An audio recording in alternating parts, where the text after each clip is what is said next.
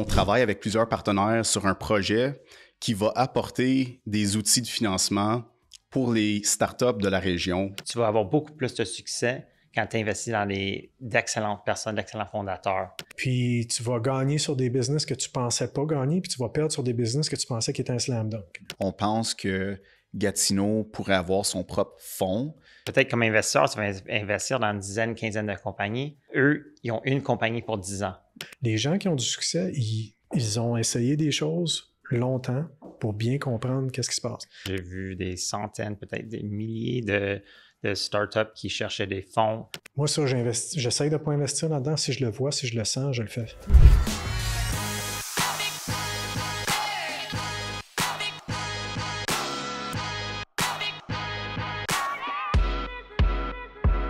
Parfait. Merci d'être là. Salut tout le monde. On est ici pour un autre podcast de Startup Talks. Puis aujourd'hui, j'ai le plaisir d'être avec deux personnes que j'aime beaucoup qui travaillent avec l'Institut pour bâtir notre écosystème d'innovation, Frédéric Boulanger et Nolan Beanland. Bienvenue. Merci. Merci. Donc aujourd'hui, les gars, on va parler du monde du capital de risque, investir dans les startups.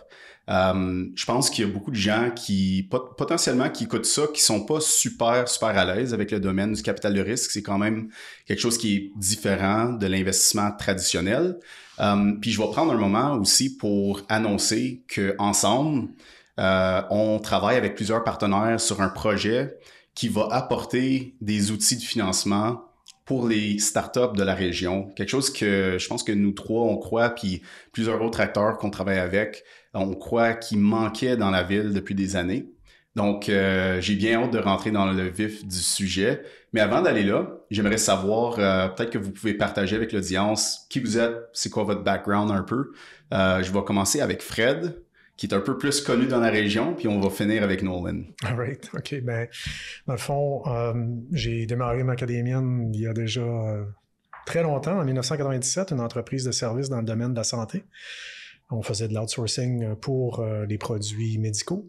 Très, très intéressant. Une cause qui m'allume encore énormément, que j'aimerais qu'il y ait plus de compagnies en santé ici dans la région, mais c'est un work in progress, comme on dit. Puis, maintenant qu'on a vendu en 2021, ben là, je m'implique beaucoup plus au niveau régional, chose que j'ai pas pu faire vraiment parce que je voyageais toujours à l'époque.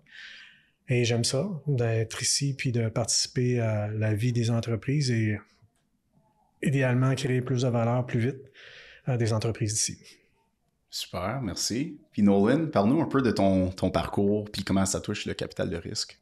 Oui, ben mon parcours, ça fait depuis la majorité de ma vie professionnelle a été passée à travailler avec des entreprises en démarrage. Premièrement, j'ai passé du temps à l'accélérateur à l'Université d'Ottawa, à Garage Démarrage. Ensuite, j'étais le directeur exécutif du Capital Angel Network. J'ai travaillé à un family office. Entre ces deux rôles-là, j'ai vu des centaines, peut-être des milliers de startups qui cherchaient des fonds, cherchaient du capital de risque, des anges et des investisseurs.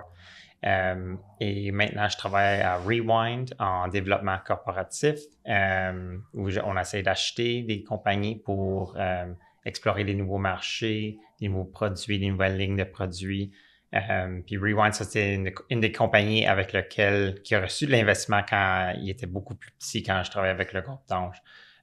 Donc, c'est bien d'avoir de l'expérience des deux côtés, des petites compagnies, des compagnies un peu plus larges, puis des compagnies qui débutent, puis les compagnies en sortie aussi. Donc, c'est un peu mon background. Oui, super. Puis, tu sais, je pense que ça enchaîne bien.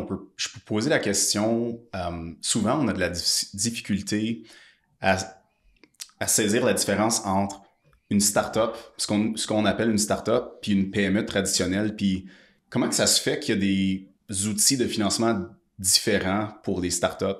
Comme normalement, quand on se lance en affaires, on peut se fier aux banques puis les institutions traditionnelles, les Desjardins, les RBC de ce monde. Des fois, le gouvernement va faire des prêts aussi. Mais là, on parle de quelque chose complètement différent. Donc, tu sais, je vais utiliser ça pour vraiment poser la question, pourquoi est-ce qu'on a besoin du capital de risque? Puis, tu sais, pourquoi est-ce que c'était important pour nous trois puis nos partenaires à ID Gatineau, puis à Silex, puis à Mindful Tech également qui se sont joints au projet, de travailler sur ce problème-là. Puis je l'ouvre à la table.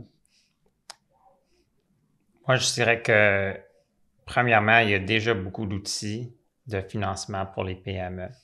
Et je vais juste dire peut-être une définition assez très, très simple entre une PME et une startup.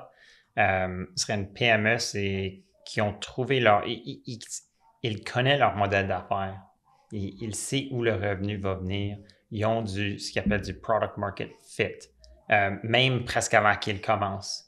Mais une startup, c'est une organisation qui est encore à la recherche d'un modèle d'affaires qui fonctionne. Donc, c'est pas clair. Ils vont encore dépenser beaucoup plus qu'ils vont faire un revenu. Donc, ils ont besoin du financement qui fait un peu moins de sens, qui a beaucoup plus de risques associés avec l'entreprise. Donc, pour moi, ça, c'est la grande différence entre les deux. Et c'est pour ça que ça existe. Il y a beaucoup d'outils de financement pour les PME et un peu moins pour les startups qui existent dans l'écosystème. J'aime l'explication, puis il faut tout le temps mentionner la contrepartie à ce risque-là. C'est le reward, risk-reward. Donc, de l'autre côté de l'équation, on espère aussi, quand on investit dans une startup, qu'à cause ils ont un grand potentiel de croissance, qu'on va voir des plus grands retours, puis ça compense pour le risque qu'on prend. C'est pour ça qu'on appelle capital de risque? Je sais pas, je pourrais pas dire, probablement. Mais pour ajouter à ce que Nolan disait, PME, pour moi, parle plus d'un monde traditionnel. Startup parle plus d'un monde où on parle techno. Alors, quand je regarde une PME, ça peut être un restaurant, ça peut être une entreprise qui vend des pneus.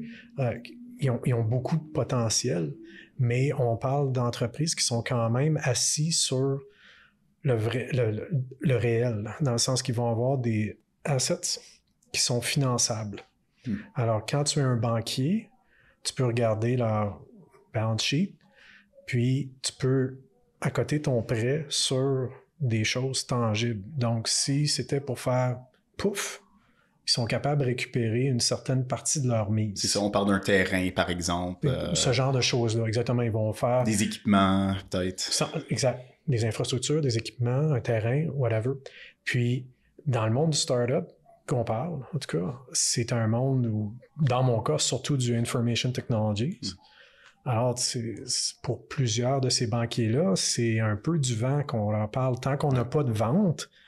Puis encore là, ils ont des ratios tellement qui ne rentrent pas dans le mode startup. C'est-à-dire, il y a certains prêteurs qui sont des très bons prêteurs, fiables puis très créatifs, mais tant que tu n'es pas positive cash flow, ils ne regarderont pas ton dossier. Alors, quand on regarde nos startups qu'on aide, dans lesquels on investit, sont même pas proches d'être positive cash flow. Il y en a qui n'en ont même pas de cash flow. Alors, on est beaucoup, beaucoup, beaucoup plus tôt. Puis, je lisais juste dernièrement une entreprise qui calculait ça leur a pris 55 mois d'arriver à 1 million de ARR. ARR, ça veut dire quoi? Annual Recurring Revenue. Okay. Puis, peut-être que je me trompe, mais là-dessus, il y a eu 24 mois ou 34 mois qui n'étaient pas de produit. C'est peut-être long un petit peu, là, sauf que les 20 derniers mois de ces 54 mois-là, ils ont passé de 0 à 1 million par année. Puis là, on espère qu'ils vont aller plus loin. Mais il n'y a pas une banque qui va prêter à une business qui vient de s'incorporer, puis qui n'a pas de produit, puis qui a juste du monde. Puis pas de modèle, comme Nolan l'a dit tout à l'heure, c'est une entreprise à la recherche d'un modèle d'affaires viable. Donc, en plus de ça, ils n'ont peut-être même pas la solution à ce qu'ils promettent dans le futur. Puis, oui, exactement, ils vont peut-être même s'adapter pour régler un autre problème qu'ils sont en train de t'expliquer. Là. C'est ça qui est fou un petit peu. Ça change vite, puis ça peut avoir de l'air de l'extérieur très désorganisé, puis qu'ils ne savent pas ce qu'ils font, alors que c'est complètement le contraire. On est toujours en train de tester. Il y a, pour justement trouver le PMF, le Product Market Fit. Puis à un moment donné, là, tu sens que le poisson est au bout de la ligne, puis ça commence à tirer. Bien là, ça veut dire que tu as quelque chose. Mais tout le temps avant, c'est plus ardu. C'est ça. Puis, tu sais, dans tout ça, quelqu'un de raisonnable va se poser la question, pourquoi même bâtir des startups? Hein? Si c'est si vague, s'il manque de concret, puis c'est difficile à financer, pourquoi bâtir des startups tout d'abord? Pourquoi est-ce qu'on est dans ce domaine-là? Pourquoi est-ce que tu as consacré une vingtaine d'années de ta vie à bâtir? Puis Nolan, pourquoi est-ce que dans les 10 dernières années, tu as investi avec un groupe d'investisseurs dans des centaines de startups? Je veux dire, pourquoi? Ben, je pense que tu l'as mentionné tout à l'heure. Il y a un gain appréciable potentiel qui est très intéressant. Puis, parlons de chiffres un peu. Je veux vraiment comme donner l'impression à l'audience comme c'est quoi l'opportunité dans les startups typiques qu'on regarde. Je veux dire, tu as investi dans quelques-uns de toi-même en tant qu'investisseur. Oui, mettons que sur un portfolio, je ne sais pas, je vais dire 15-20 entreprises, j'ai un très bon retour, mais tu sais, il y a une variance incroyable. Là. Ça va de 0 à 20 fois l'argent investi dans les meilleurs cas. Puis on s'entend que... Ça se balance. Ouais, c'est dans le plus. C'est très confortablement dans le plus. Mais c'est d'une certaine manière, il faut être ouvert à l'idée que ça dans quoi on investit ne sera peut-être pas ce qui va nous donner le gain qu'on veut. Puis ça se peut aussi que ça donne rien du tout. C'est ça.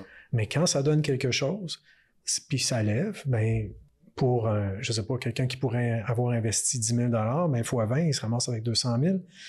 C'est intéressant. C'est très intéressant. Ça ne se fait pas du jour au lendemain. Ça, c'est une autre affaire. Bien des gens, la perception, oui, que on investit, puis dans 3 ans, c'est fini.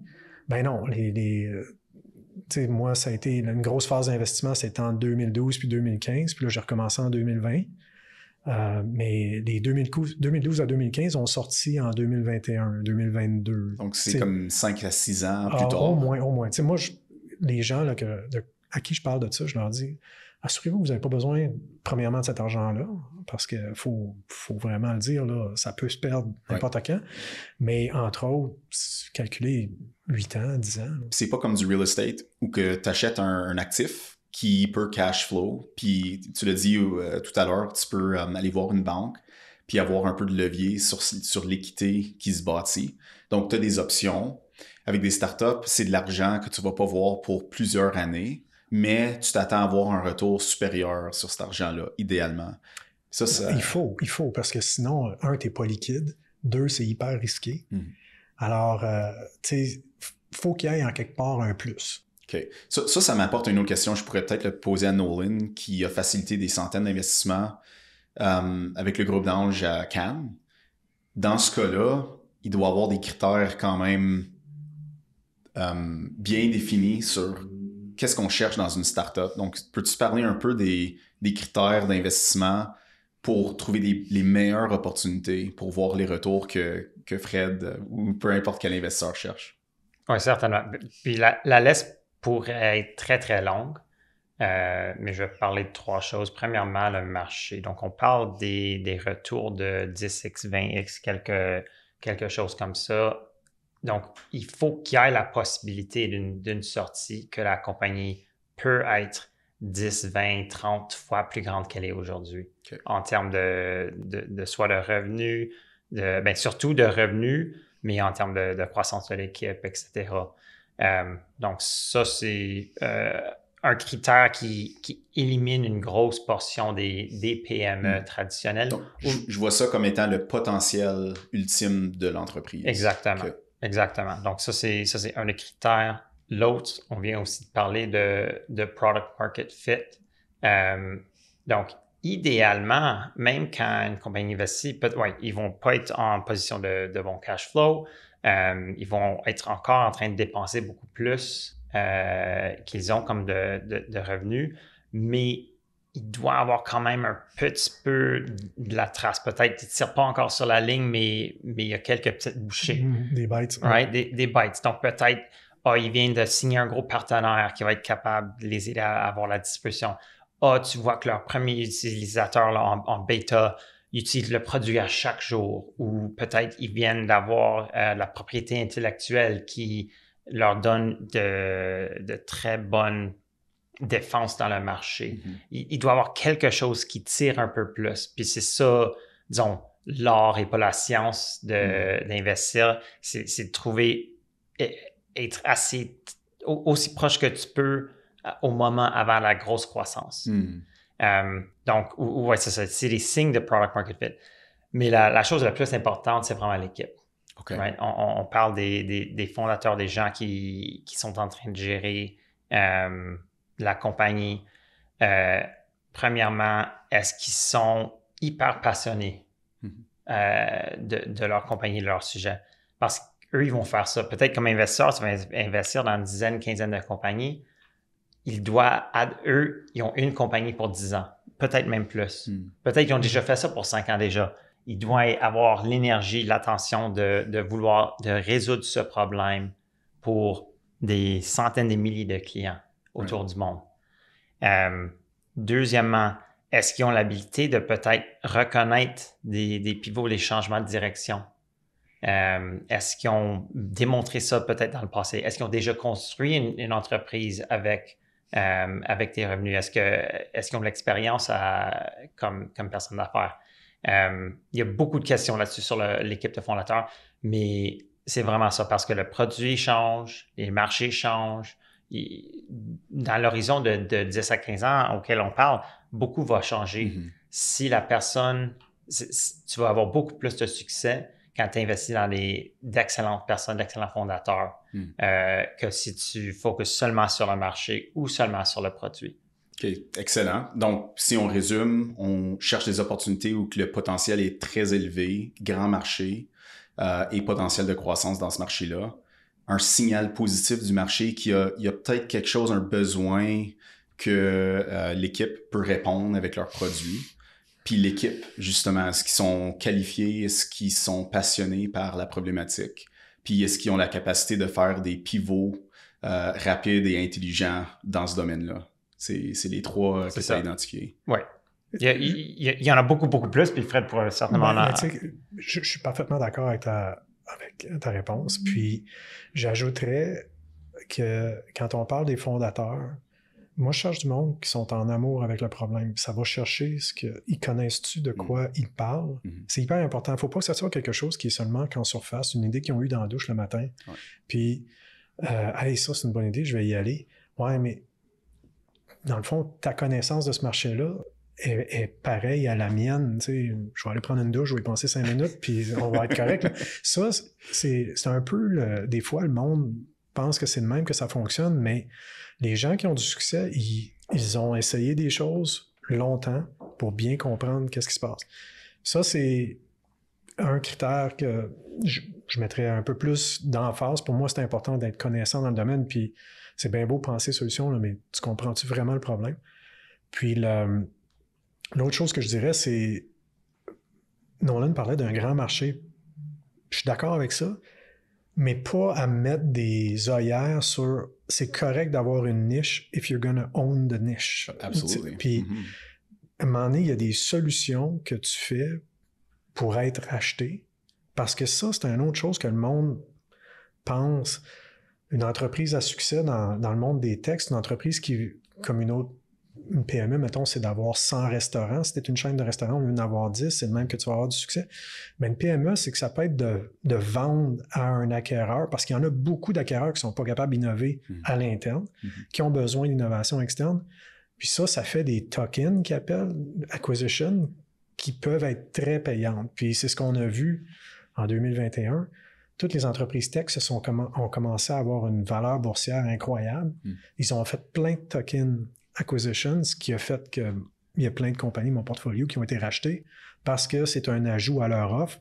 Ils rentrent en quelque part, puis là, ils peuvent passer un peu comme Microsoft Office. Ils ont bundlé une offre, puis ils ont plus de ventes avec un même client. Puis ça vaut la peine pour eux parce que tu as la même force de vente pour faire x2 des mêmes clients. C'est très intéressant. Alors, c'est les deux bémols que je mettrais, être en amour avec le problème, puis deux, ça se peut aussi que la niche soit une belle, si le produit est bien différencié, que ça soit une belle opportunité. Ça ajoute du risque, c'est certain, parce que si le marché est gros, tu peux te tromper plus peut-être. Là. Mais... Absolument. Ouais, je suis très d'accord avec ça. Puis, tu sais, une autre raison pourquoi tu veux beaucoup de passion dans les fondateurs, j'ajouterais juste à ce point-là, c'est que maintenant, tu compétitionnes pas au niveau régional quand on parle d'une startup. Tu compétitionnes sur une échelle globale. Puis t'es vraiment contre the best in the world. Puis si t'as pas comme... T'es pas dans le 99% de passion, de compétences dans ton domaine, d'expérience, etc., tu vas te faire démolir, right, par les meilleurs, ceux qui sont comme, tu sais, ils vivent pour ça. Donc, je pense que c'est encore plus important de nos jours de chercher ces qualités-là dans un fondateur. Puis Fred, t'apportes un excellent point, la question du exit. Le fameux exit, c'est la raison pourquoi on investit dans une startup de toute façon. On cherche un événement où on peut sortir notre argent. Quels sont les autres? Tu as mentionné une acquisition, comme dans le cas de Macadamian, right? Quelles sont les autres opportunités de exit? Puis après combien d'années? Je sais que c'est une question difficile à répondre, mais y a-t-il des façons d'accélérer un exit? Y a-t-il des façons de te positionner vis-à-vis un compétiteur, un acquéreur potentiel? Je vais laisser ça ouvert pas mal à... Ben, je pense que ça dépend où tu es. Là. À un moment donné, tu ne peux pas penser à exit quand tu commences. Ça, c'est une des choses, je suis certain, Nolan, quand tu rencontres des entrepreneurs, il y en a qui sont peut-être un petit peu trop mindés exit, puis là, ils pensent qu'un flash in the pan va fonctionner. Moi, ça, j'essaie de ne pas investir là-dedans. Si je le vois, si je le sens, je le fais. C'est certain que je vais donner mon opinion, puis probablement que je n'investirai pas. Mais, tu sais, vendre une entreprise, c'est pas un exercice... ça arrive des fois que tu as du inbound. Ça, c'est clair. Dans mes 20 ans de rouler Macadamian, j'avais toujours du inbound. J'en avais 1, 2 par année. Mais j'ai vendu une fois. Là. Fait que, tu sais, ça prend du temps avant que ça soit un bon fit. Un bon timing. Exactement. Où toi, tu es à l'aise de vendre parce que tu penses que tu vas avoir la valeur que tu as créée. Puis que l'acheteur est prêt à payer la valeur que tu penses que tu as créée. Ça, c'est pas nécessairement évident non plus. Mais je dirais, moi, quand j'investis, là, je pense pas à la sortie tout de suite. Là. Je pense qu'on va être capable de faire une business qui a du bon sens. Puis je sais qu'elle va avoir besoin d'autres financements, mais idéalement, si dans ma tête, je suis capable de voir la business monter à 10 millions, là, je sais qu'il y a des options à 10 millions pour une entreprise. Je sais qu'il y en a beaucoup. C'est comme le plancher que tu sets pour toi. Là. C'est comme si ça peut au moins aller à 10 millions, c'est intéressant, mais on vise du 100 millions. Non, c'est ça. À un moment donné, ils disent là, tu vises des étoiles, tu vises la Lune pour tomber dans les étoiles. Là, mais à un moment donné, si concrètement, je sais qu'il faudrait que ça soit 100 millions, 1 milliard pour aller à 100 millions pour aller public, whatever. Mais je vois-tu un chemin pour le 10 millions? Puis si je vois ça, moi, ça me réconforte. Mais je sais qu'ils vont changer d'idée 10 fois en se rendant à 10 millions. Tu sais, il y a des entreprises qui investissent, puis ils s'en vont vers l'ouest, puis ils finissent complètement à l'est. Là. C'est différent. OK. Pour peut-être répondre un peu plus à ta question, les options pour l'investisseur comme sortie, donc il y a une acquisition, une compagnie qui achète la compagnie dans laquelle tu as investi, la compagnie dans laquelle que tu as investi pourrait aller public, pour aller devenir une compagnie publique. L'autre, des fois, quand il y a un investisseur de capital de risque ou d'équité privée qui vient investir beaucoup plus d'argent dans la compagnie, des fois, ils vont... Racheter les parts des gens qui sont déjà dedans. Right? Exactement. Donc ça se passe des fois du côté... c'est une compagnie qui fait une série B, série D, ou... C'est ça, c'est vraiment un investisseur qui veut avoir une majorité de la compagnie, qui veut peut-être pas acheter toute la compagnie, mais ils veulent 70%.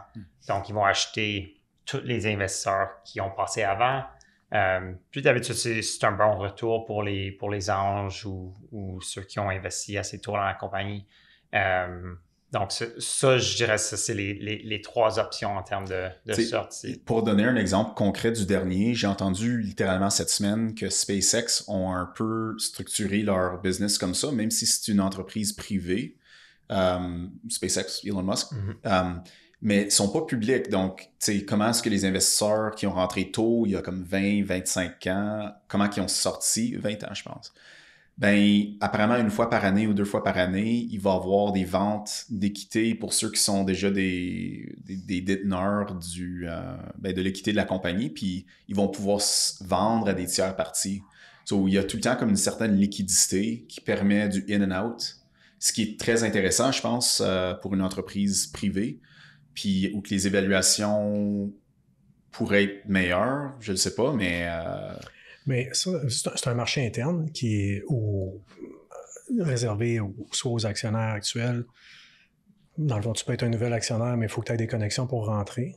Comme SpaceX ne rentre pas qui veut. Il faut vraiment que tu aies du monde de plugger pour rentrer là-dedans. Mais c'est aussi une manière d'entreprise qui est privée si longtemps, qui va tellement bien pour garder ton monde. Tu veux t'assurer qu'ils sont capables de bénéficier un peu de la valeur qui est créée. Ça, c'est clair. Mais je veux quand même spécifier que SpaceX, pour avoir un marché interne, c'est une entreprise qui va très, très bien puis qui a beaucoup de revenus déjà. C'est pas... c'est pas le cas exactement, Nolan explique un peu Série A, Pre-Seed, Seed, Série A, Série B, Série C. Je pense pas que tu vas avoir du internal, comme comment ils appellent ça, du secondary sur un seed. Là. Ça se peut pas, ça, je pense pas. Il faudrait expliquer, by the way, quand tu vas... Prends le temps d'expliquer les séries puis les phases d'investissement d'une startup. C'est un excellent segue. Disons, d'habitude, la première ronde d'investissement que tu reçois, ça serait de tes amis, de ta famille, le Friends and Family. And Fools. Friends, FFF, Friends, Family and Fools. Qui investit même quand il y a parce qu'ils t'aiment, honnêtement, c'est ça. Ils croient en toi. Ils croient en toi et toi seulement. T'as même peut-être pas vraiment une idée, mais ils veulent que tu aies du succès. J'ai aussi entendu love money. Love money, exactement, c'est ça, parce qu'ils t'aiment. C'est exactement, c'est ça que je dis. Ensuite, là, d'habitude, c'est ça, les anges. Donc, c'est des individus, ils appellent ça c'est le pre-seed, c'est l'autre terme. D'habitude, la ronde, tu es en train de lever entre peut-être 200 000 jusqu'à 1 million. Ça, c'est ce que... Puis, honnêtement, il y a toujours les chiffres pour ces rondes changent tout le temps, mais ça, c'est environ un vrai pre-seed. Ensuite, le seed, c'est vraiment quand un investisseur de capital de risque entre de façon plus officielle. Puis, seed, amorçage, pre-seed, pré-amorçage. Oui, amorçage, c'est ça le terme. Donc, l'investissement en amorçage, là, c'est ça, tu la ventes 1 million jusqu'à peut-être 5 millions pour l'amorçage. Puis ensuite, c'est des rondes subséquentes qui deviennent de plus en plus larges à chaque fois. Donc, une série A, série B, C, D. Des fois, ça va jusqu'à... Dans des dizaines de millions. Oui, c'est ça. Même jusqu'à B, D. D. J'ai jamais entendu plus que... Ah, mais Uber, ils ont fait des rondes. Non, il y en avait... Je pense qu'il y a des F et des G, mais c'est un peu ridicule. Sauf que le point est que avant série A, je ne crois pas qu'il y ait du secondary possible. Puis encore là, on parle d'un marché très vigoureux là, pour qu'il y ait du secondary, dans le sens qu'il faut que tu aies généré beaucoup de demandes pour dire, OK, ben regarde, si tu pensais lever 1 million, puis tu as besoin au maximum 1,5, puis là, tu as 3 millions d'argent qui veut rentrer, ben là, tu peux aller voir ton monde à l'interne pour dire, ben j'ai peut-être 1,5 million qui veut rentrer pour prendre des parts. Êtes-vous prêt à vendre à cette valeur-là? Si je comprends bien, là, juste aussi pour l'audience, donc, si tu arrives à une ronde, on va dire série A, après avoir fait 2 rondes, il y a des investisseurs qui sont dans la compagnie, ont rentré à une évaluation X, on va dire 3 millions. Maintenant, la série A, on va dire que l'évaluation est 10, juste pour le fun. Si la ronde est oversubscribed, il y a plus de demandes. On voulait lever 1,5, mais là, finalement, il y a 3 qui veulent rentrer. Tu as l'option de l'ouvrir au secondary, c'est-à-dire tu peux vendre, tu peux offrir au... Avec l'accord des investisseurs potentiels, on s'entend, parce qu'eux autres, ils veulent pas voir le CEO s'en aller. Parce que, faut que tu gardes ton monde un petit peu affamé. Motivé. Exactement, motivé le meilleur monde. Donc, peut-être que tu vas pas permettre ça au CEO, CTO, l'équipe de fondateurs. Pas une grosse proportion, si tu veux. Il faut pas que ça soit life-changing money OK. Là, mais il peut avoir un petit kicker, absolument. Okay. Mais on s'entend, je veux pas briser des rêves, là, mais il faut que ça aille super bien ta business là, pour que ça arrive. Là. Parce qu'en ce moment, trouver 1,5 million, les chances sont peut-être que tu vas trouver 700 000. Okay, c'est pas 3 que tu vas trouver. On n'est pas dans un bull market non. Pour le VC, le capital de risque. C'est peut-être un autre sujet, là, mais il y a des cycles dans le capital de risque comme tout autre. Puis j'imagine que ça suit plus ou moins le marché global, n'est-ce pas? Comme le prix du capital augmente, tout à coup, il y a moins de liquidité, on est un peu plus près de nos sous. Ben c'est clair, parce que, tu sais, admettons, fais juste regarder ce qui s'est passé durant la pandémie. Les compagnies, Microsoft, Amazon, je sais pas comment ils l'appellent, l'abréviation. La FANG. Exactement, ça a tout monté comme si la gravité n'existait pas. Mais qu'est-ce qui arrive quand ça arrive? Eux autres, leur stock devient tellement plein de valeur qu'ils l'utilisent pour acheter. Ouais. Fait que ça crée beaucoup plus d'activité en bas. Puis là, regarde ce qui s'est passé en 2022. Le marché a tombé de 30%, le Nasdaq, je pense, ou 35%, si c'est pas plus.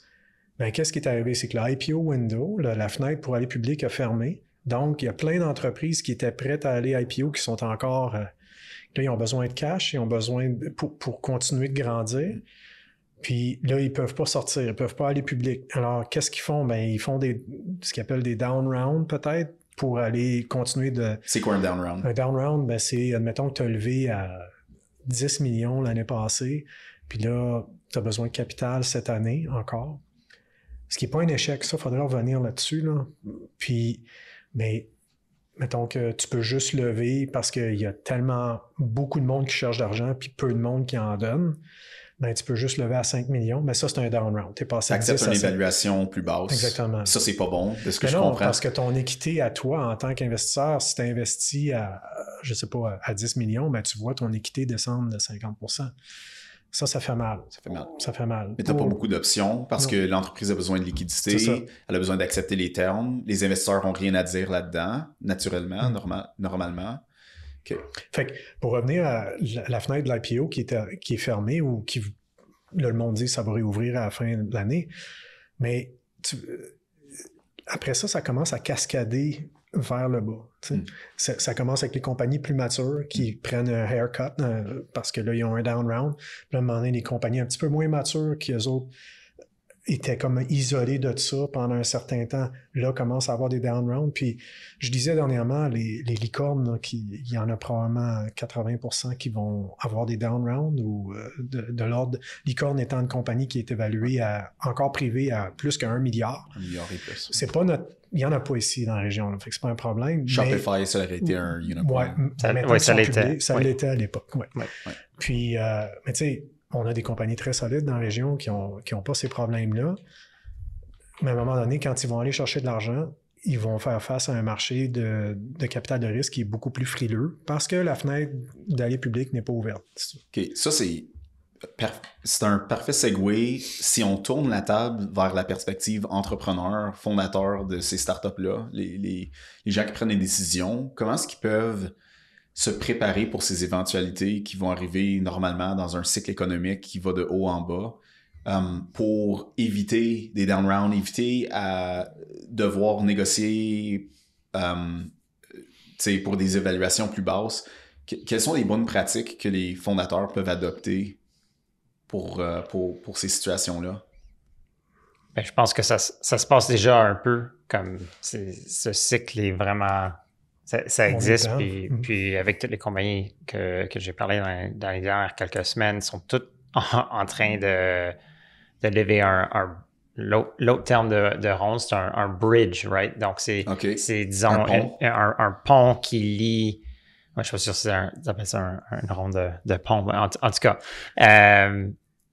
qui est, disons, entre ces deux rondes-là. Donc, ils ont levé une seed à une certaine évaluation. Puis là, ils vont dire peut-être on va garder ces termes-là puis ajouter un million juste pour rallonger le runway un petit peu, nous donner un peu plus de temps d'avoir le gros contrat, le gros partenariat, un peu plus de revenus, nous permettre d'ajouter juste quelques gens pour nous mettre en une meilleure position pour vraiment aller lever la série A ou la prochaine ronde de façon plus efficace.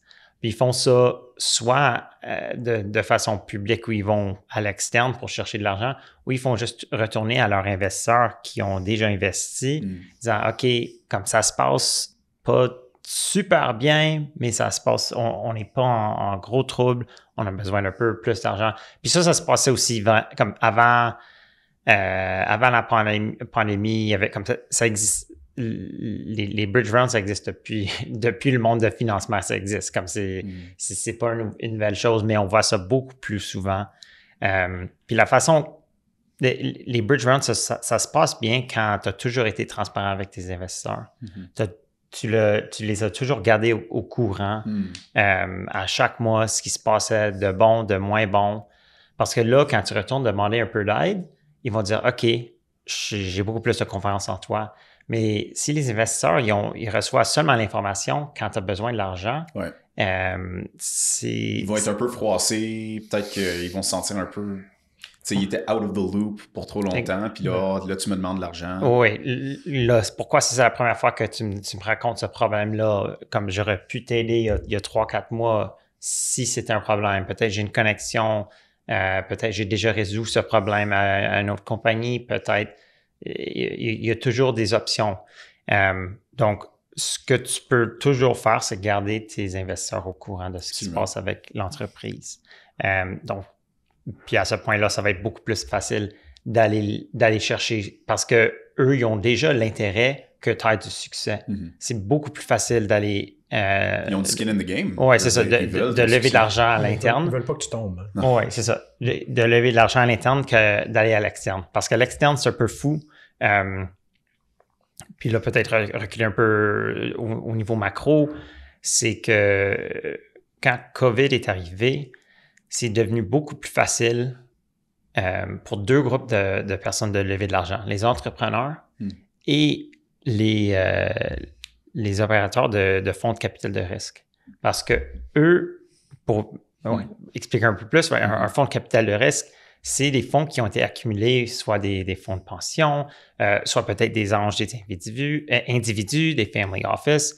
Donc, tout le monde met un fonds ensemble de 100 millions de dollars. Puis ça prend beaucoup de temps de lever un fonds. Mais avec la COVID, c'était beaucoup plus facile de faire des dizaines de meetings par jour. Tu n'avais pas besoin d'aller sur des vols à New York ou à San Francisco ou pour rencontrer du monde. Donc, les gens qui peuvent bien lever des fonds étaient beaucoup plus efficaces. Puis les entrepreneurs aussi. Donc, ils ont pu lever des fonds à des valuations qui étaient plus élevées, avec des termes qui étaient plus favorables pour les entrepreneurs. Et là, tous les investisseurs pouvaient dire, regarde, j'ai investi dans cette compagnie il y a 12 mois, puis maintenant, elle vaut 3 fois plus qu'elle était. Regarde, je suis un investisseur excellent. Puis ils amènent ça au LP, qui est les Limited Partners, qui sont les investisseurs dans les fonds de capital de risque. Puis une fois qu'ils ont pu faire ça, là, c'est beaucoup plus facile. Là, ensuite, ils ont du capital qu'ils ont besoin de déployer. Donc, ça poussait le cycle encore plus. Mais là, c'est rendu, attends, il y a beaucoup de down round qui se passe. Mon portfolio, la musique, elle a arrêté. La musique a arrêté un petit peu. Puis les LP sont comme ils ont arrêté un peu d'investir des fois. Puis tu vois plein d'articles à chaque semaine avec des compagnies qui ont beaucoup de difficultés à lever des fonds maintenant, surtout ceux qui ont levé dans le pic du marché.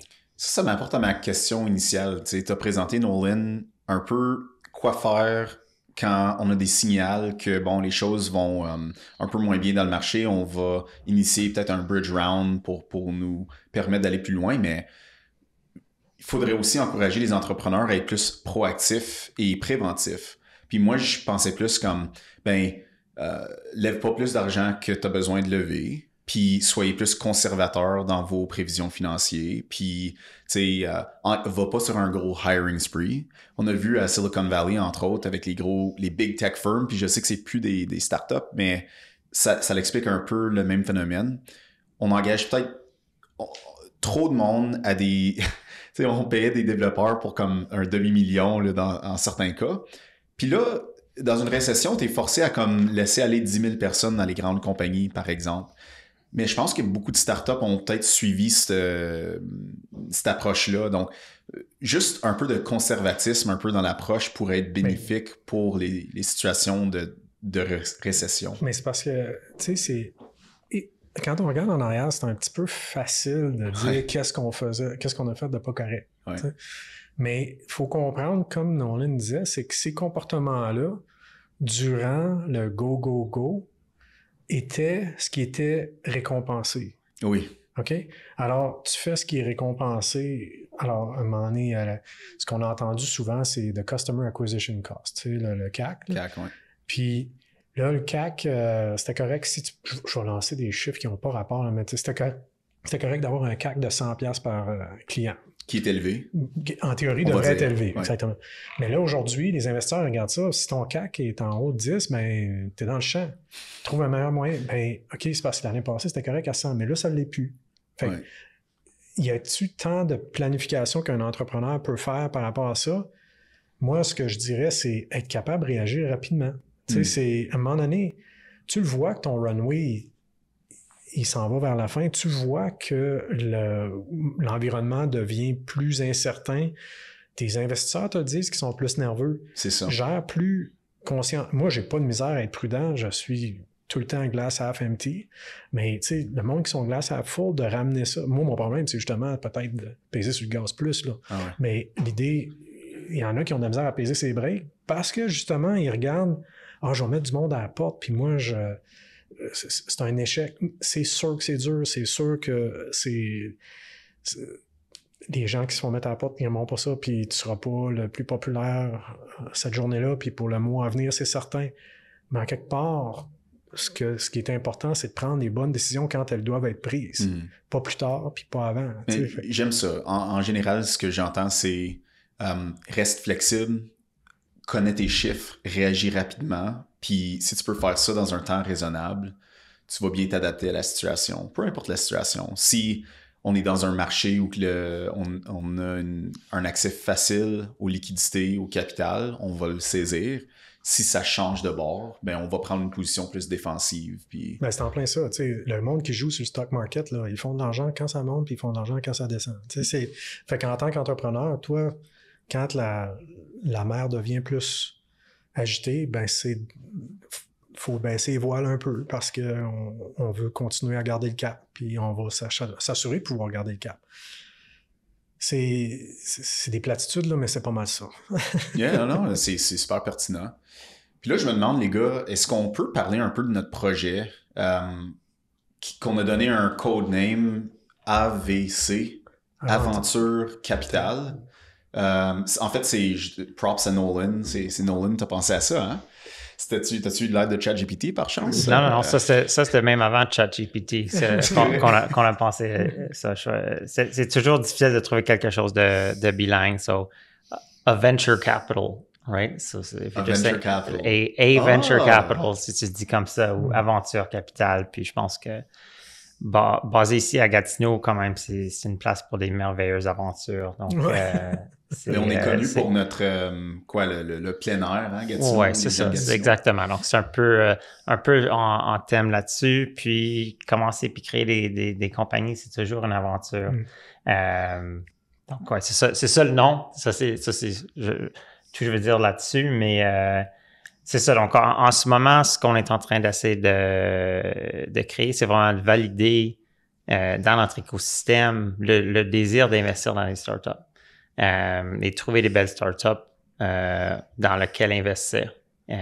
C'est aussi simple que ça. Puis l'approche qu'on va prendre, c'est de créer un syndicat ou un groupe d'investisseurs qui veulent participer dans ces aventures-là. Bien dit. Exactement. Puis ce qui est vraiment le fun du projet, je trouve que c'est quand même incroyable. On a réussi à vraiment rentrer parmi les plus grands acteurs en développement économique de la région sur ce projet-là parce qu'on a trouvé que tout le monde avait la même vision. T'sais. Tout le monde perçoit le même problème que nos jeunes pousses, comme on dit au Québec, mais nos startups en démarrage ont de la misère à accéder aux capitaux de risque. Puis, comme on l'a dit au début, les banques, les prêts, la finance traditionnelle, c'est juste pas le bon fit pour ce type de risque-là. Donc, on s'est dit que, bon, on va essayer d'apporter ça, puis, tu sais, permettez-moi de dire qu'on pense faire ça en 2 phases, right? Ultimement, on pense que Gatineau pourrait avoir son propre fonds, un peu comme la structure que tu as mentionnée avec les LP puis les GP, Nolan. Mais dans une première phase, le syndicat, pour valider la demande dans le marché, il y avait 3 choses, je pense, qu'on voulait accomplir. 1, c'était est-ce que la demande est là? Est-ce que les startups existent? Est-ce que les startups sont de bonne qualité? Est-ce qu'ils ont le potentiel, l'équipe et l'opportunité de saisie? Une autre chose, c'est est-ce que les investisseurs de la région sont au rendez-vous? Puis pour ça, je vais me tourner plus vers Fred dans un moment pour savoir, tu sais, les investisseurs de la région, on s'entend qu'on est vraiment dans une région dominée par tout ce qui est traditionnel, donc l'investissement en immobilier, par exemple, ou la bourse. Je pense que pour les investisseurs d'ici, c'est tout un autre monde, les startups. Donc, il y a un certain niveau d'éducation à faire de ce côté-là. Puis, je suis curieux de t'entendre sur comme, c'est quoi ton expérience à apporter la nouvelle de la startup, du capital de risque, du VC à ces gens-là. Puis, c'est un peu, c'est quoi l'approche? Puis finalement, le 3e point qu'on voulait valider dans la première phase, c'est est-ce que les joueurs en développement économique peuvent travailler ensemble? Puis ça, c'est ce qui tombe beaucoup sur l'Institut, notre organisation, d'embarquer la ville avec Idée Gatineau, Mindful Tech, qui sont en train de bâtir un hub d'innovation, Silex, un autre incubateur dans la région. Vraiment mettre nos têtes ensemble et nos ressources pour trouver les startups, trouver des gens qui veulent participer dans ces startups-là, puis créer plus de richesse pour la région. Est-ce que j'ai bien résumé ça? Oui, absolument. Super. Absolument. C'est un gros projet, puis il faut commencer en quelque part. Puis c'est justement pourquoi on a plusieurs étapes. La première étant valider est-ce qu'il y a des startups. Alors, Nolan s'occupe de ça. Côté, est-ce qu'il y a de l'appétit des investisseurs, des gens avec les moyens nécessaires pour faire ce genre d'investissement-là. Ça, c'est une autre partie de la thèse à valider. J'ai des conversations en ce moment très intéressantes avec des gens qui sont ouverts à l'idée, c'est clair. Puis, encore là, par contre, quand on parle d'éducation, une des choses qui me frappe, c'est comment on doit expliquer notre patente. Là, parce que le Pre-seed, Seed, Series A, Series B, Series C. Angel. Exactement ça. De quoi tu parles? Font-tu de l'argent, Fred? Font-tu de l'argent? Pas encore. Mais là, j'investirai pas là-dedans. Ben, c'est ça. Tu sais, à un moment donné, non, tu te trompes parce que si tu investis quand ils vont faire de l'argent, l'évaluation de la compagnie va être beaucoup plus grande. Et puis voilà. Ton upside ne sera pas autant. Là, c'est d'avoir cette conversation-là, c'est d'être capable de présenter comment ça fonctionne parce que tu sais, quand tu es dans l'immobilier, puis moi, je connais pas l'immobilier, là, mais de l'extérieur, de la manière dont je regarde ça, c'est que tu mets ton argent, puis là, ton projet, il lève. Rarement vas-tu avoir besoin d'argent additionnel après la première mise de fonds pour monter un building, à moins de catastrophe. Là, si tu veux. Alors que dans un start-up, c'est une validation d'être capable de passer à la prochaine étape. Parce que si tu lèves de l'argent à 1 million dans ton pre-seed, puis tu lèves de l'argent à 5 millions dans ton seed, ben le monde qui ont investi dans le pre-seed, en théorie, sur papier, ils font x5. C'est intéressant. Puis, tu sais, c'est pas un échec d'avoir à retourner chercher de l'argent. Non, en théorie, ça voudrait dire que tu exécutes bien sur ton plan. Puis ces choses-là doivent être expliquées. Alors, on s'assoit avec ces gens-là, puis on en jase, puis on espère bien d'avoir un groupe assez fluide de gens qui vont être intéressés à nous supporter là-dedans pour faire avancer des compagnies de la région. Puis c'est clair que c'est plus que du développement économique, beaucoup plus. Là. On est là pour faire des bons investissements. Mm-hmm. Puis ces investissements-là vont Gatineau, Ottawa, c'est en prédominance, là, c'est clair, pour avoir l'opportunité de créer un bon deal flow. Puis, tu sais, entre-temps, moi, je travaille un petit peu de manière en tant que rep avec AQC Capital de Montréal. Ange Québec Capital, ouais, ça? Ben, je pense qu'il s'appelle AQC maintenant. Là. Parce qu'il y avait une confusion entre Ange Québec et Ange Québec Capital.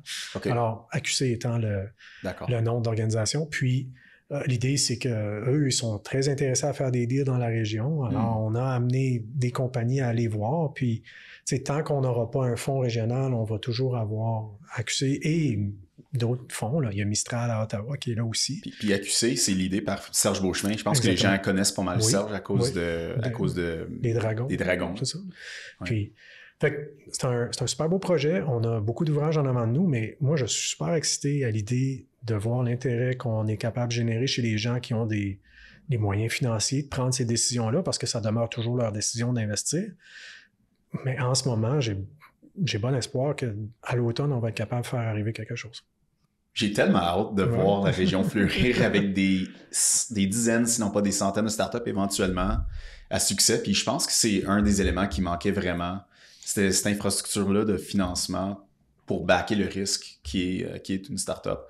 Juste avant de passer à Nolan, Fred, double-click là-dessus. Un investisseur traditionnel qui fait de l'immobilier, là, qui a un parc immobilier, puis il connaît un peu les unit economics, c'est les économies de l'immobilier. C'est quoi l'argument pour eux? Comme pourquoi les startups? Puis tu l'as un peu dit, tu as dit faut pas investir plus tard, l'évaluation est plus haute, blablabla. Y a-t-il un argument de diversification? Y a-t-il un argument de comme, tu sais, les startups et l'immobilier sont pas corrélés? Ben, c'est sûr qu'il y a un argument de diversification. En quelque part, je pense par contre qu'il va y avoir beaucoup de bragging rights. Dans le sens que moi, j'ai investi dans celle-là, puis ils sont fiers de dire qu'ils ont investi dans celle-là. J'espère que ça va être quelque chose, parce que ça va créer un effet de mouvement si on est capable de faire ça. Tiens, admettons, de dire que j'ai investi dans l'entreprise qui a fait une belle sortie, ben ça fait du bonbon autour des cocktails, là, si tu veux, à jaser.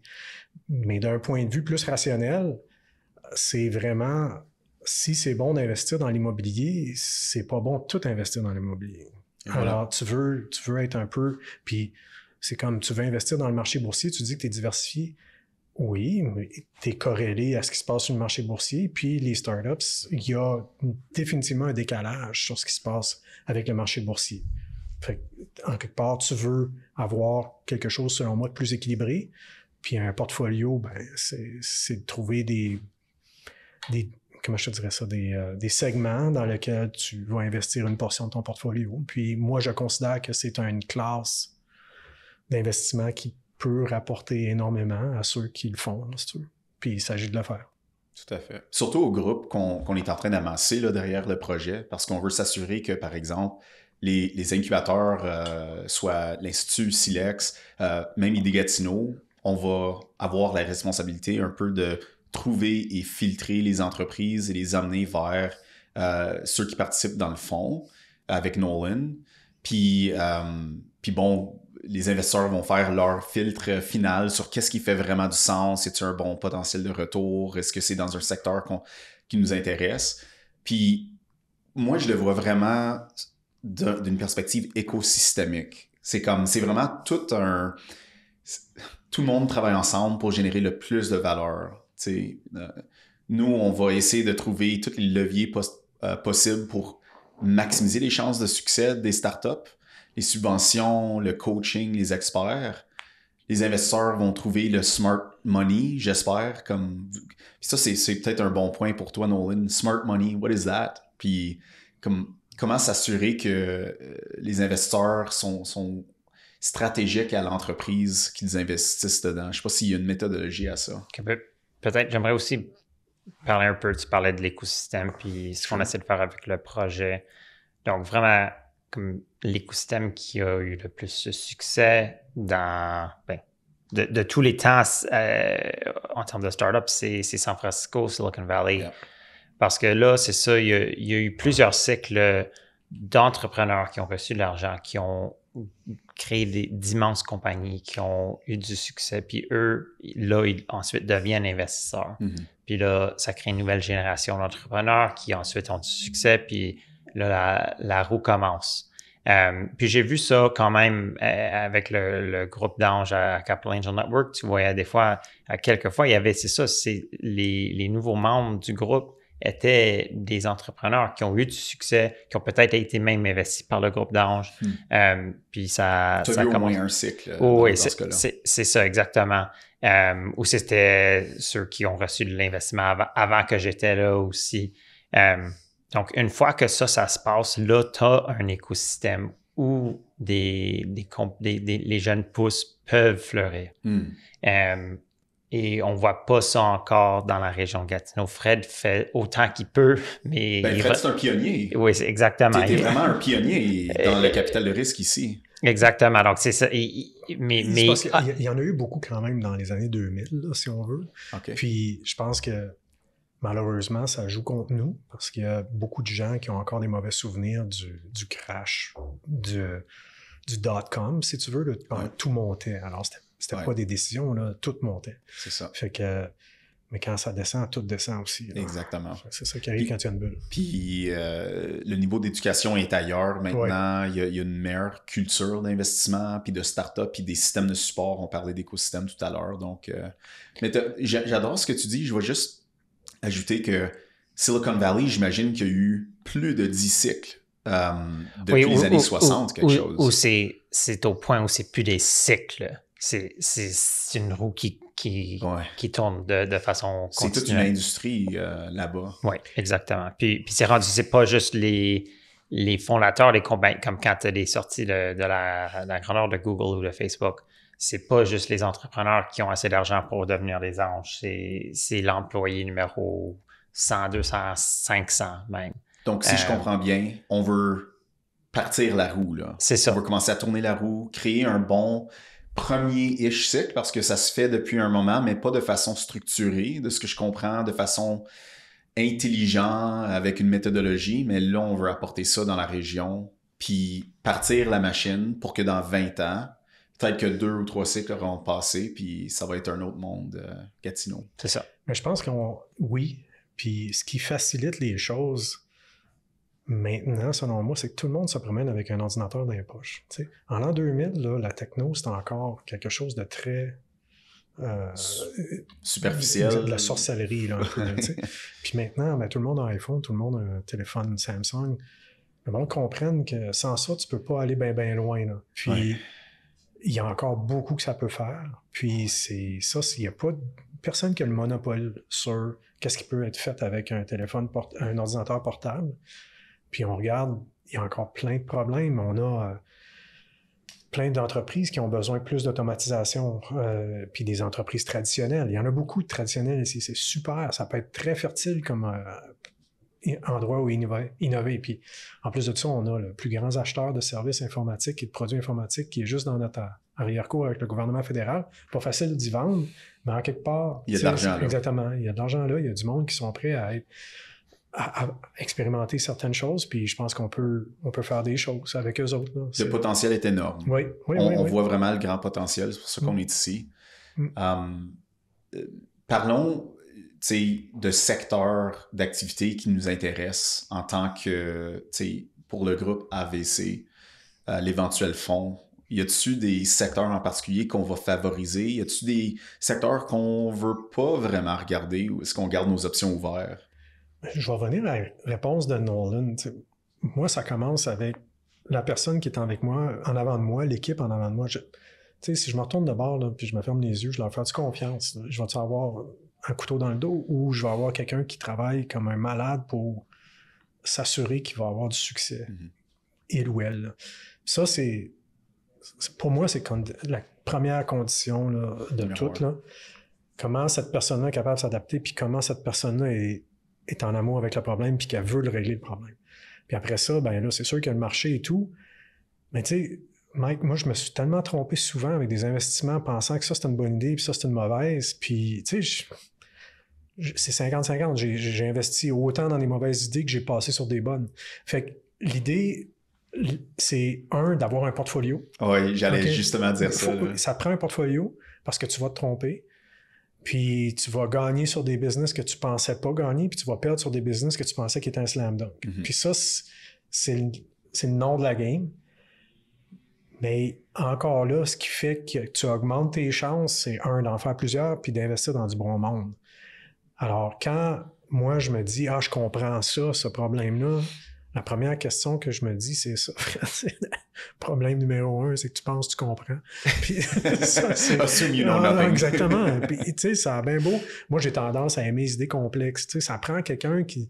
OK, est-ce qu'on peut rendre ça simple, cette affaire-là? Tu sais? Parce que je pense que complexe, c'est payant. Non, ça ne l'est pas pantoute, c'est dur. Fait que, moi, je suis tout pour la simplicité de nos jours. Là. J'ai flippé ça. J'aimais la complexité avant, mais là, je me suis rendu compte que simple, c'est meilleur, généralement parlant. Non, mais tu sais, comme des fois, il y a des fois, les choses qui fonctionnent le mieux, c'est les choses que personnellement, je partirais jamais en tant qu'entrepreneur avec cette idée-là. Parce que je me dis, voyons, c'est... Ils sont contrariens, peut-être? Je sais pas, mais comme moi, c'est un test. Tu sais, si en quelque part, je voudrais pas partir de cette business-là, je me dis, OK, c'est-tu parce que je la trouve trop compliquée ou je la trouve... je la trouve trop simple ou c'est quelque chose que je vois pas de valeur. C'est un beau départ de mon raisonnement. Là. Si, admettons, que j'aime les gens qui sont en avant de moi en train de la présenter. Fait que c'est... À ton point sur le portefeuille, l'approche d'avoir un portefeuille, j'ai entendu l'autre jour que, après une étude, ils ont déterminé qu'il faut comme un minimum de 30 investissements pour un fonds pour être suffisamment diversifier vis-à-vis le risque que tu as en investissant dans des startups individuelles. À 30, tu vas probablement avoir quelques-unes qui vont retourner le reste du fonds. Par contre, si tu essaies de faire un genre d'une approche laser, comme « je vais choisir lui », mais ton risque est comme 50-50 ou moins de 50-50 que ça va juste être zéro. Mais rendu à 30, je ne sais pas comment expliquer raisonnablement comment que ça fonctionne, mais je sais pas si Nolan, t'as plus d'informations là-dessus. Oui, il y a plusieurs études là-dessus. Des fois, c'est 15, des fois, c'est 20, des fois, c'est 25, des fois, c'est 30. Le chiffre change assez souvent, mais c'est certainement la majorité des compagnies dans un portfolio vont aller à zéro. Donc, plus que la moitié.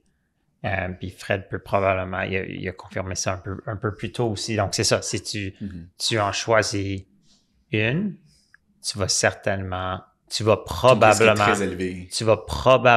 perdre ton argent. Ouais. Donc, c'est ça. Puis des fois, on voit ça, des investisseurs qui ont dit, j'ai vu une startup, j'ai investi plein d'argent, puis là, c'est allé à zéro, donc je ne fais plus jamais ça. Non, mais c'est parce qu'ils n'ont pas pris l'approche de diversification, d'avoir un portfolio. Puis c'est ça qu'on essaie d'offrir avec notre solution. Ouais. Mais tu sais, comme en quelque part, quand tu demandais, y a-t-il des domaines dans lesquels on veut se concentrer, je serais bien embêté de voir quelqu'un venir nous proposer un projet de manipulation d'ADN, tu sais, ici, là. C'est ça. Je pense pas que cette personne-là va avoir l'expertise nécessaire d'amener ça à bon port. Ou alors, on n'aurait pas le réseau pour les supporter. Exactement, pour les amener ailleurs. Ouais. Fait que, tu sais, ça, c'est des choses... J'irais plus avec une zone d'exclusion qu'une zone de... J'aime ça. OK, on va investir seulement là-dedans. Là, moi, c'est sûr que j'ai mes zones de confort, Enterprise Productivity, Digital Health, Cyber Security. Ça, c'est du monde où c'est un monde que je vois, dans lequel je vois beaucoup de potentiel, qui en a déjà, puis qui va en avoir encore plus demain matin. Absolument. Alors, je pense que tout ce qui est software est safe, que ce soit un SaaS, même peut-être un marketplace, si c'est bien bâti, une bonne équipe derrière ça. Les économies sont bonnes sur ces types d'entreprises-là. Aussitôt que tu rentres dans la complexité, je sais qu'à l'Institut, on a quelques startups en hardware. Et le hardware, boys, c'est tough. Ben, c'est tough, mais en même temps, c'est que ça monte la barre d'entrée. Tu sais. Oui. Fait que si la barre d'entrée est plus élevée, ben, tes chances de succès sont plus grandes, sauf que ça prend encore plus une équipe. Exactement, ça prend plus de capital, ça prend plus de temps. Ouais. Puis le hardware du côté de Gatineau, c'est peut-être moins fort que du côté d'Ottawa. Alors, c'est des choses à prendre en considération. Je ne sais pas si tu veux commenter là-dessus, des zones d'exclusion, comme Fred l'a dit. Oui, je pense que j'aime le framework que Fred a présenté. Je pense qu'on parlait de ça un peu plus tôt, qu'il y a encore plein d'opportunités à innover dans des PME ou dans les industries traditionnelles. Il y a encore beaucoup... Il y a plein d'opportunités là. Donc, un besoin de transformation numérique. Exactement. Puis on voit ça comme tu disais aussi, le gouvernement est ici dans notre coin. Puis ce que je vois aussi avec ces ce qu'on appelait les industries traditionnelles même, soit l'agriculture ou la construction, etc. C'est les gens qui, maintenant, qui prennent les décisions d'achat, ils ont, dans leur trentaine, quarantaine, c'est ceux qui ont été levés avec de l'informatique en tout temps. Donc, pour eux, une solution de technologie, c'est vraiment la seule solution à faire. Donc, là, quand tu approches ces ventes-là, c'est beaucoup plus facile qu'il y avait 10 ans. Il y a beaucoup moins de résistance de vouloir trouver une bonne solution qu'ils aident. Puis ils vont comprendre ça de beaucoup plus facile qu'il y a 10 ans. Oui. Donc, je pense qu'on a fait le tour de plusieurs sujets. Est-ce que vous avez d'autres choses à ajouter? Est-ce que vous voulez comme un peu wrap-up là? Sinon, je demanderais que vous disiez à l'audience comment ils peuvent vous trouver en ligne. Ben moi, c'est en ligne, c'est clair là, que LinkedIn, c'est toujours le meilleur moyen d'aller me chercher. Là. Ouais. Mais si vous cherchez une adresse courriel, c'est fredboulanger@aventurecapital.vc. Super, exactement. Super. Puis moi aussi, LinkedIn, c'est probablement la façon la plus facile. Puis c'est juste Nolan à aventurecapital.vc. Excellent. Puis on va continuer à travailler le projet. J'espère faire des updates au cours de l'année sur notre progrès. Les startups qu'on a trouvées, qu'on travaille avec. Ça serait le fun de montrer un peu qu'est-ce que ça donne, ça. Merci beaucoup, les gars. Ça a été fort, fort intéressant. Good. Go, go, go. Yeah, let's do it. Let's go. All right. Merci. Bye. Merci, Mike.